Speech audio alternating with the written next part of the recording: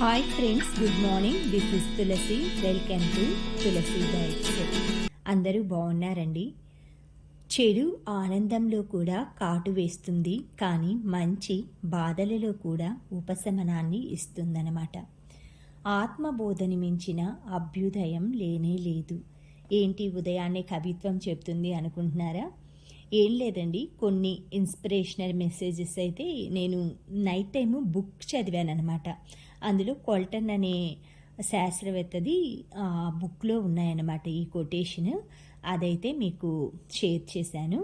తర్వాత తమలపాకు చెట్లు కానీ ఇవన్నీ ప్రతి ఒక్క మొక్క కూడా అండి ఎండకి మొత్తం అయితే బాగా డ్రై అయిపోతున్నాయి. దాంతోపాటు వీక్ అవుతున్నాయి అన్నమాట మొక్కలు. మనిషికి మనకి వాటర్ లేకపోతే ఎలా వీక్ అయిపోతుందో, డీహైడ్రేట్ అయిపోతుందో బాడీ, ఆ విధంగా మొక్కలు కూడా డీహైడ్రేట్ అవుతున్నాయండి. ఈ సీజన్లోనే మనం వీటికి ప్రొటెక్షన్ కోసం పప్పు నీళ్ళు, బియ్యం నీళ్ళు ఇలాంటి వాటితో పాటు కొన్ని ఇవేంటంటే వీటికి గ్లూకోజ్ లాగా పనిచేస్తాయన్నమాట ఎక్కువగా. అందుకే మీరు ఆ కూరగాయ వాటర్ కానీ ఏవి కూడా పారపోయకుండా మొక్కల్లో పోసుకున్నామంటే మనకి సమ్మర్ నుంచి చాలా వరకు ప్రొటెక్షన్ అయితే దొరుకుతుందండి.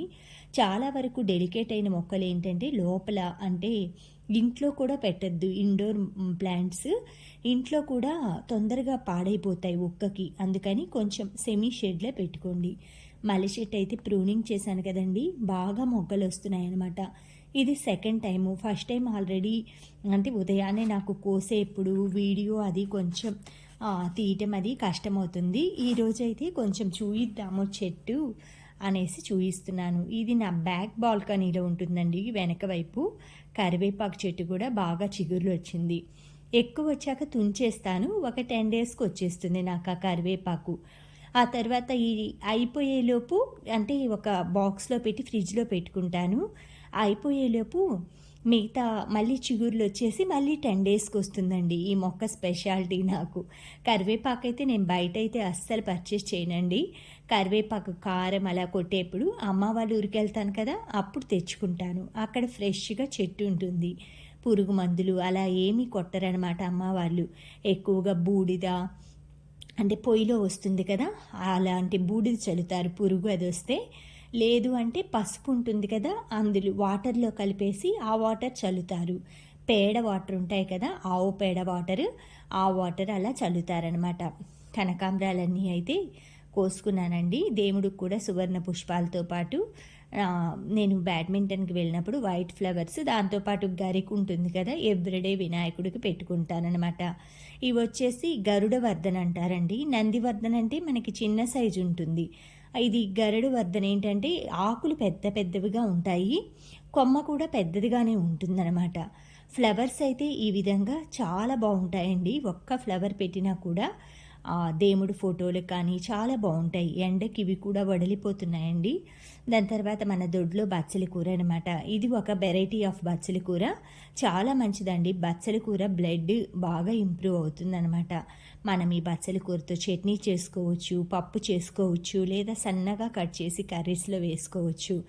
తర్వాత దీపారాధన అవన్నీ చేసుకుంటున్నాను. నా పనులన్నీ అయిపోగానే మార్నింగ్ వెజిటేబుల్స్ అవన్నీ కట్ చేసేసుకొని స్నానం అయిపోగానే దీపం పెట్టుకుంటాను. నా దగ్గర ఉన్న ఫ్లవర్స్ తోటి, గార్డెన్లో ఫ్లవర్స్ తోటి ఎవ్రీడే అయితే నా పూజ ఇలానే ఉంటుందండి సింపుల్గా. డైలీ కూడా ఇప్పుడు ఎగ్జాంపుల్ చెప్తున్నాను మీకు నేను ఎలా చేసుకుంటానని. మండే అనుకోండి, ఈశ్వరుడు విగ్రహం అయితే ప్రతిరోజు చేసుకుంటాను అభిషేకం, నా దగ్గర శివలింగం. తర్వాత ట్యూస్డే వచ్చి హనుమాన్కి, బుధవారం అయ్యప్పకు లేదా గణపతికి, గురువారం సాయిబాబా, శుక్రవారం అమ్మవారికి, శనివారం వెంకటేశ్వర స్వామి, ఇట్లాగా ఆదివారం అంటే ఇంకా సూర్యనారాయణమూర్తికి దండం పెట్టుకోవటమేనండి. దీపారాధన అది మా వారు ఉదయాన్నే కామాక్షి దీపం వెలిగిస్తారు కదా, దాంతో సరిపోతుంది. ఈవినింగ్ టైం చేస్తానన్నమాట సండే నేను. అంటే ఉన్న రియాలిటీ చెప్తున్నానమాట. ఎందుకంటే సండే రోజు నేను లేవటమే 7కి లెగుస్తానండి. లేచి కొంచెం, ఎందుకంటే వీక్ అంతా కొంచెం కష్టపడి బిజీగా షెడ్యూల్ ప్లాన్ చేసుకుంటాం కదా, ఆ సండే రోజు రెస్ట్ తీసుకుందామనేసి నేను అలారమ్స్ అన్నీ ఆఫ్ చేసేసి పడుకుంటానమాట. అలా లేట్గానే లెగుస్తాను. బట్ లెగవటం అయితే 5కి డైలీ అలారం సౌండ్ వస్తుందండి. 4:30కి పెడతాను. నేను 5:00కి బ్యాడ్మింటన్‌కి అది వెళ్తాననమాట. అలానే అలారం సౌండ్ రాకపోయినా ఆఫ్ చేసినా కూడా మెలుకువ వస్తుందనమాట. బట్ లెగవను, పడుకుంటాను. అలాగా ఏదో రెస్ట్ తీసుకోవాలనిపిస్తుంది. తర్వాత ఈ చిన్ని కృష్ణయ్య, ఆ విష్ణుమూర్తి అయితే నాకు చాలా బాగా నచ్చారండి. ఇదొచ్చేసి మనకి యాంటిక్ పీస్‌లోనే పంచలోహం విగ్రహాలనమాట.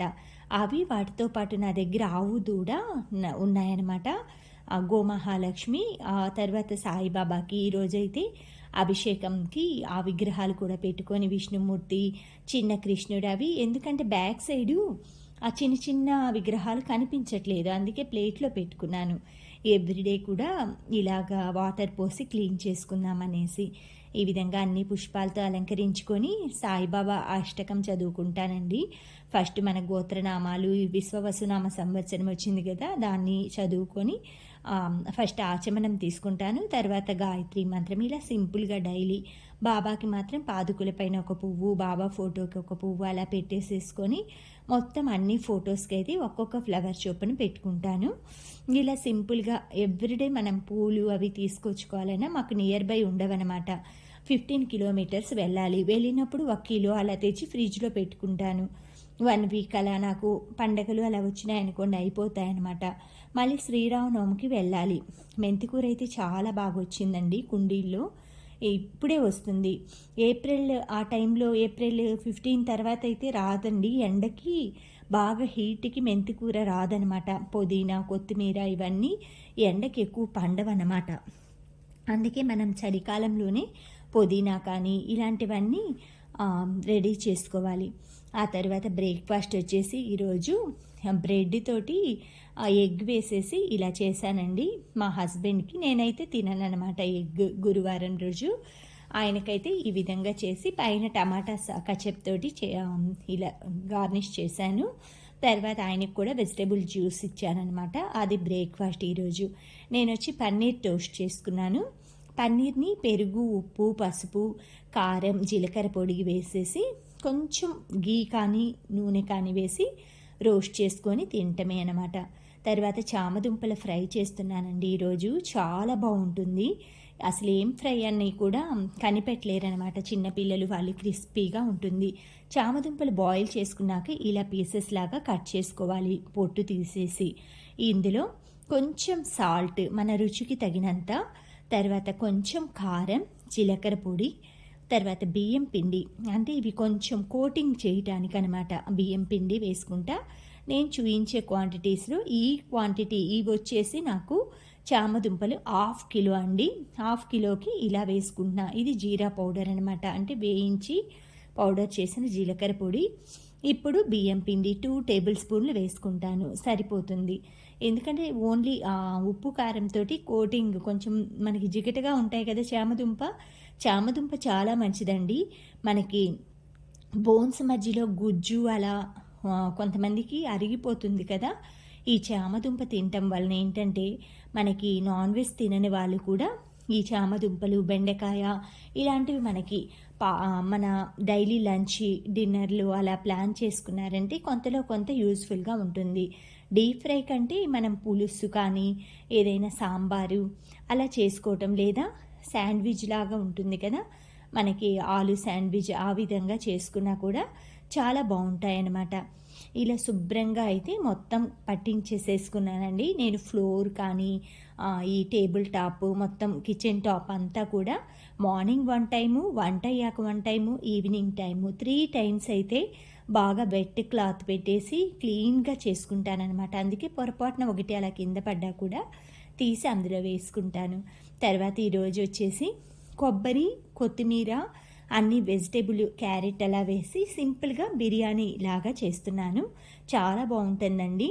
టమాటా, పచ్చిమిర్చి, కొత్తిమీర, కొబ్బరి, జీడిపప్పు అనమాట. దీనికి కావాల్సినవి ఇవన్నీ వేసుకొని బాగా మెత్తగా పేస్ట్ పట్టుకోవాలి. ఈలోపు చామదుంప ఫ్రై చేస్తున్నాను. ఆయిల్ బాగా డీప్ ఫ్రై అయ్యాక మనం ఇలా కలిపి పెట్టుకున్న చామదుంపలను అయితే వేసుకొని మొత్తం అయితే బాగా డీప్ ఫ్రై అవ్వాలన్నమాట. ఇవి మనకి 1 వీక్ 10 డేస్ అయినా సరే అండి చాలా బాగుంటాయి. స్టోర్ కూడా ఉంటాయన్నమాట. ఎందుకంటే డీప్ ఫ్రై అవుతుంది కదా, మనం ఏమీ వాటర్ కానీ తేమ కానీ ఏమీ తగలట్లేదు. అందుకని మనం ఇలా వేయించి పెట్టుకున్నామంటే ఎవ్రీడే కూడా మనం ఏదైనా కర్రీస్లో సైడ్ డిష్గా ఎంజాయ్ చేయొచ్చు. అసలు ఒక్క రోజులోనే అయిపోతాయండి. చాలా మంచిదన్నమాట చామదుంప.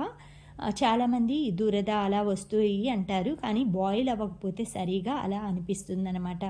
మీరు ఎప్పుడైనా సరే కరెక్ట్గా కుక్ చేసుకున్నారంటే అంటే పొట్టు వచ్చేలాగా అనమాట. తీసుకునేది కూడా చామదుంపలు మీరు రౌండ్గా ఉండేవి తీసుకుంటే టేస్ట్ మనకి పులుసులో కానీ ఫ్రైలో కానీ చాలా బాగుంటాయి. అంటే పొడవుగా ఉంటాయి కొన్ని అవి అంత టేస్ట్ ఉండవు, కొంచెం దురద లాగా ఉంటుంది, తినేటప్పుడు కూడా సాఫ్ట్గా ఉండవు అనమాట.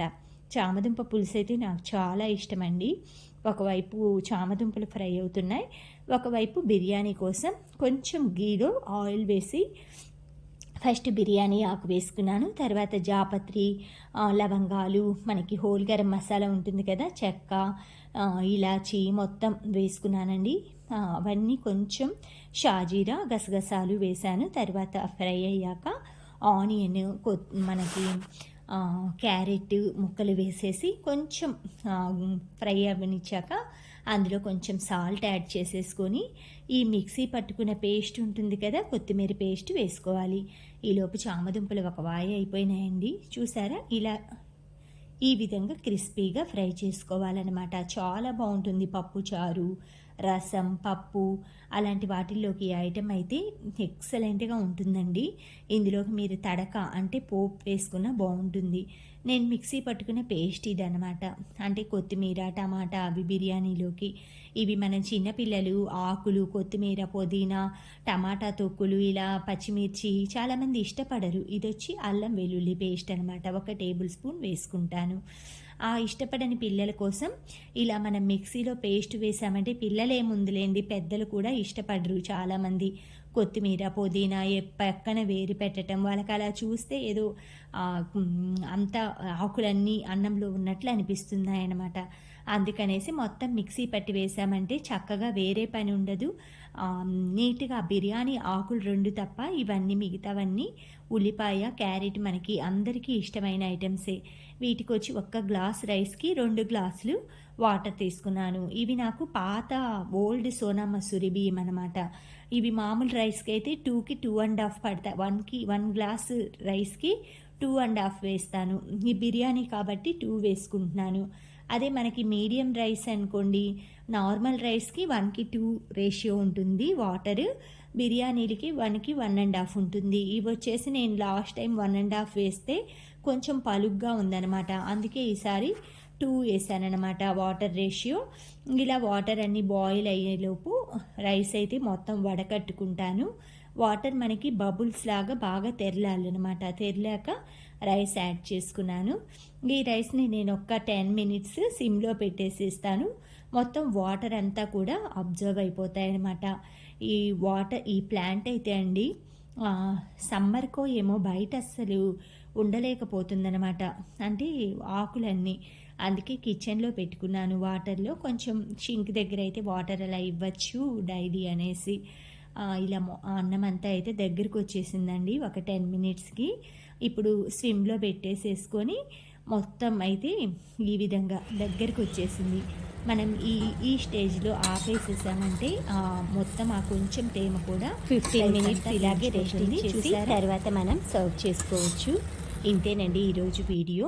Thank you friends. Thank you for watching. Thank you for valuable time. Have a safe day. Please like, share, subscribe my channel Tulasi Vibes.